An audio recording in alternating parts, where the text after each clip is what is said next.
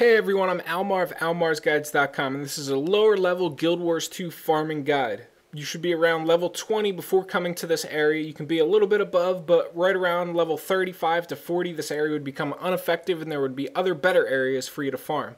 So this location is in Cereboth Canyon, which is in the southeastern end of Kessex Hills. The closest waypoint would be the Cereboth waypoint. Now, in this location, we're going to be killing bears, bats, and golden moas whenever the other two aforementioned mobs are all dead. Now, the mobs here are extremely squishy, which means they take a lot of damage and are extremely easy to kill. You shouldn't have to worry about, mobs with a lot of HP here and all of that fun stuff, so it'll be just a nice, relaxing little farming experience where you'll be able to make quite a bit of XP and a lot of money per hour, depending on what level you are. Now, there's mobs on both sides of the river that you're going to be killing. Bears are on both sides of the river, and there's golden moas on the opposing side of the river from the waypoint where we're going to be starting out. And just a little bit south of the waypoint, there's going to be a bunch of bats that fly around pretty much like a hole that would lead to the cave/canyon thing below. And we'll want to wipe out these bats every single time they spawn, and you want to be very cautious about falling down in that hole. You don't want to fall down there at all, because then you'll have to, port back to the waypoint, and we'll be wasting a lot of time doing that. So the bats, you're definitely going to want to kill every single time they are up. They drop a few different items that the bears don't drop, such as the vial of weak blood. And although the bears are going to be our primary focus of farming here, the bats are just something to kill while we wait for the bears to spawn. And if you happen to kill so fast that you kill all the bats and all of the bears, then you're going to be killing the golden moas because they drop eggs, and it'll be something, a nice little extra bonus to get in the meantime. So the main things that we're going to be getting at this farming location are small fangs, tiny fangs, small claws, tiny claws. Each of these items come from the bears. They drop 2 level ranges depending on if the bears are below level 20 or above level 20. If they're below level 20, they'll drop the tiny claws and tiny fangs. If they're above level 20, they'll commonly drop the small fangs and the small claws. Both of these items sell for quite a bit of money. All 4 of the items, both level ranges of them, sell for quite a bit of money. Usually in between 20 to 45, 50 copper, a piece.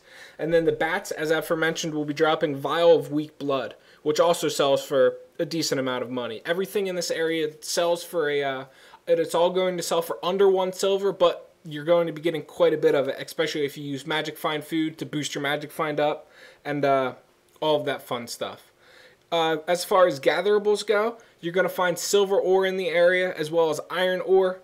Onions are another common gatherable, and the more important one that I wanted to cover right now is herb sprouts.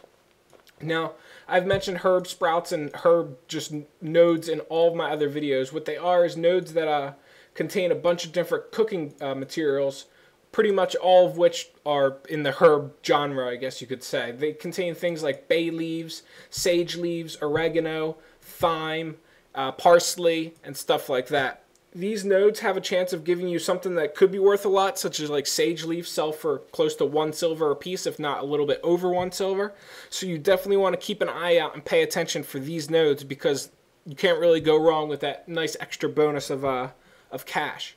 Now, the main thing about gathering in this area, of course, we're not here primarily to gather, but the main thing you want to know for gathering in this area is to ignore the underground mines. There's going to be a lot of mines underground from where you are. The aforementioned hole by the bats that you're able to fall down. If you fell down that hole, that's pretty much where those mines are. But we're not here for that, so you'll want to avoid those mines pretty much at all costs. They will get a little annoying on your mini-map, but once you figure out which mines are underground and which mines aren't, you'll be much, much better off.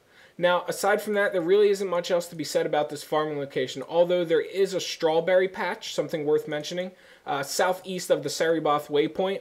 You'll have to fall down a few different platforms in order to get to it, and there's a few ettins in the way, but it's definitely something worth gathering if it's your first time here within 24 hours, since the strawberries do have a 24-hour respawn.